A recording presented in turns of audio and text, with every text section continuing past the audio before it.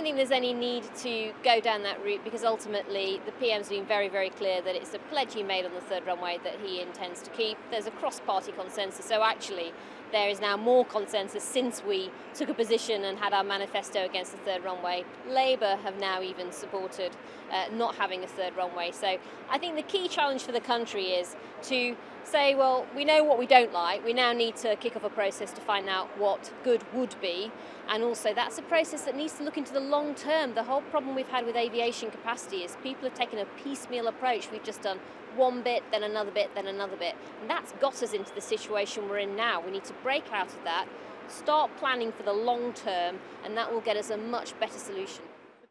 I think any issue will always have people on different sides of the debate. I think that's understandable. What I'm interested in doing is tackling the underlying issue, which is, okay, if we don't think a third runway is the right option for Britain, it's a short runway, it's not as long as the other two, it can't take some of the modern planes, so it's got shortcomings. What are we going to do? And that's the key piece of work that we're about to kick off, this call for evidence that will look at what the options are in that case and help us take a decision about that.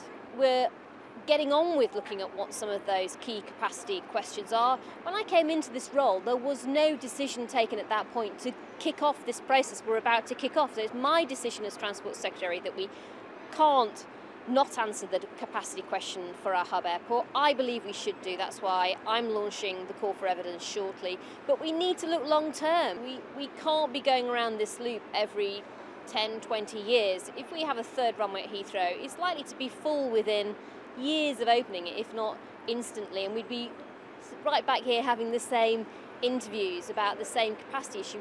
We need to look longer term at this question now. That's the process I am about to kick off, and I believe that will get us to a much more sustainable strategy on aviation in the future than we've had in the past.